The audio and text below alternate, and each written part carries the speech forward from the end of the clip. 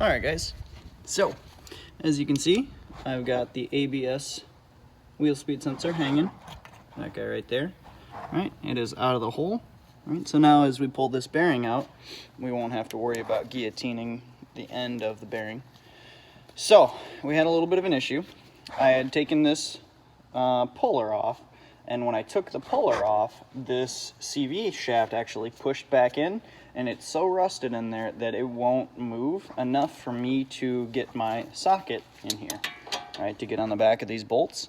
So what I had to do is I had to put this back on there, push this back out, because now you can see I've got a lot more space in between here to be able to fit my socket onto those bolts that hold the wheel bearing on.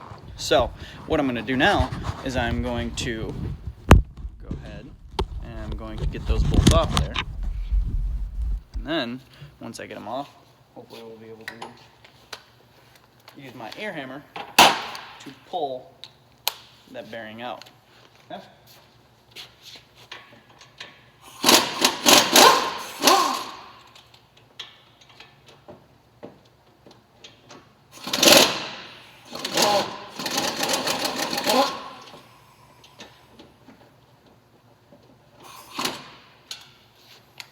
Gonna have to switch impacts here. Go with the stubby. That was too long.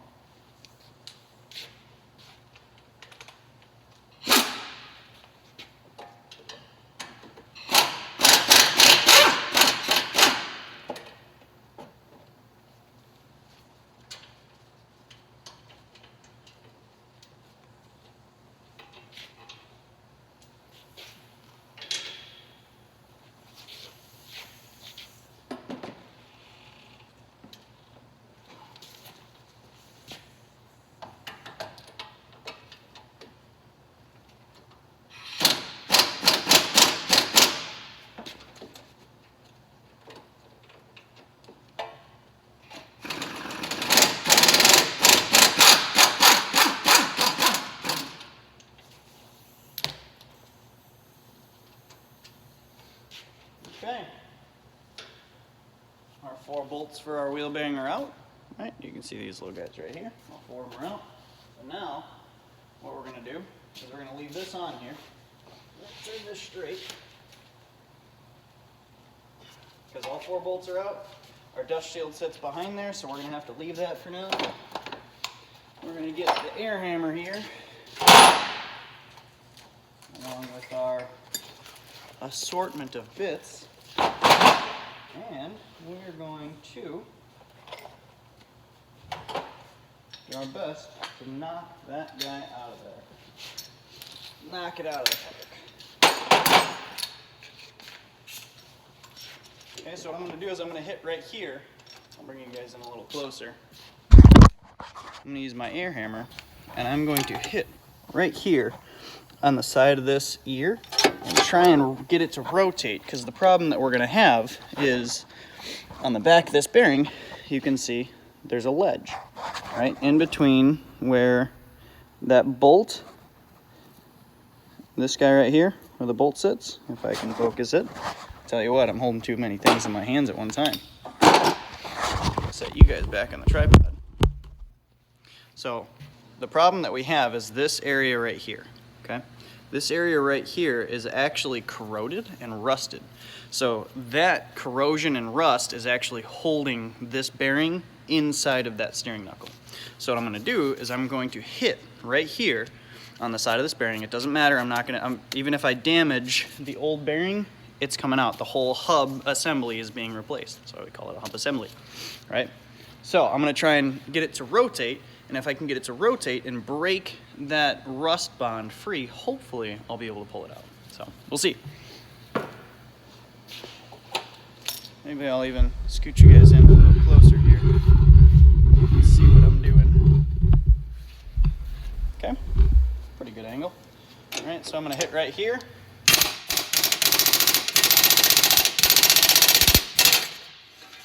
Ta-da! Just like that. Now some bearings, they don't give you that luxury of having that right there. What's really nice about this one, and even having this tool on there, is I was pushing against the CV axle, right? So it already had the pressure pulling out on it while I was pushing in on that CV axle. So I'm pushing in right here, I'm pulling out on the bearing. As I rotated it, I broke that rust bond. I'll actually get you in here.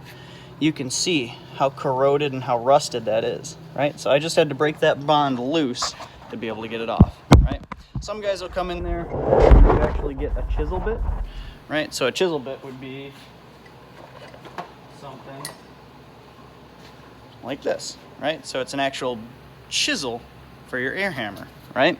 All that I used was the flat hammer bit, right?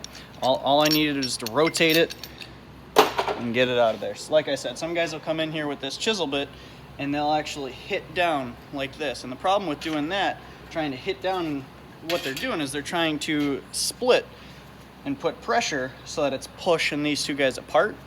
And when you do that, most times you are going to ruin this dust shield, right?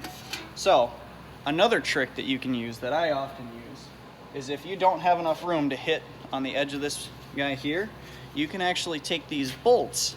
You got to be careful with this method, but you can take the bolts and you can thread the bolt back in, just a couple of threads, just enough so that it's inside of here, and you can come in from the back with a long bit, if I can find it. I just had it in my hand. Well, I'll grab a different one. Something similar to this guy right here. Kind of a long poker bit, right? And you can actually hammer on the back of that bolt to where it pushes that bearing out, right? But thankfully we didn't have to do that. So what I'm going to do is I'm going to get this tool back off of our bit, or back off of our guy here.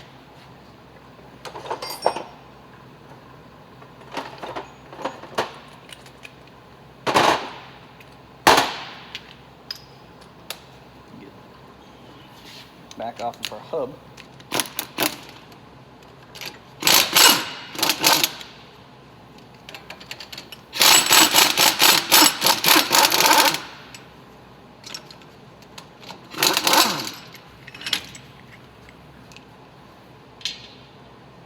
Don't want to drop my nuts.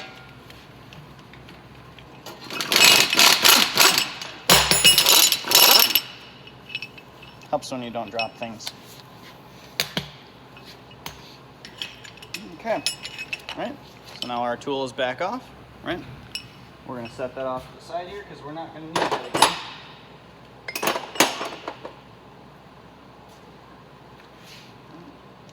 Now, our bearing should slide right off, right? Look at that. So, here's the old bearing. We're going to spin you guys around here. Okay. So, what we're going to do now is we're going to compare our two bearings, right? So you can see on my right hand, on your guys' should be left side, right? You're going to see new bearing, old bearing. Pretty easy to tell the difference. You can see that we have three slots. 1, 2, 3. This one's actually still got the plastic piece from the ABS unit in it, which is fine. We'll just pull that out and put the new one in. But you can see, obviously, we got 4 bolt holes. We got 4 bolt holes. We got a 5 lug hub. All right, 1, 2, 3, 4, 5. And we got 5 lug hub, right? Sometimes parts stores can mess up, miscommunications happen, right? Wrong parts can get ordered, so you always want to compare the new to the old, right, before you put it in. So with this guy, if you listen to it, you can actually hear the bearings grinding on the inside. And as I spin this, I can actually feel it catching, right? Obviously, if you guys were here, you'd be able to feel it too. But right there, I don't know if you can see that, but it kind of locks up. Those bearings have come apart on the inside. They're worn, they're rusted. These seals probably let go to the point that it allowed dust and dirt and debris and water to get in there and ruin this bearing, right? This car's got almost 200,000 miles on it, so this bearing actually had a pretty good life to it. So, what we're gonna do next is I'm gonna spin you guys back around, all right? I'm gonna look back here. And you can see we have our dust shield. We're going to want to make sure we remember which way that came off, right? So I'm just going to pull it off, And I'm going to set it off to the side in the same manner. Right, and you guys can see all this corrosion. Right, so I'll actually bring you in there. You can see all that corrosion in there. There we go. And there's this actual big lip inside of there. All right, so what I'm going to do is I'm going to go get my whizzer wheel, my buffer pad. Okay, I just did a flip. That was cool. So I'm going to go get my whizzer wheel, my buffer pad. I'm going to take that edge off of there.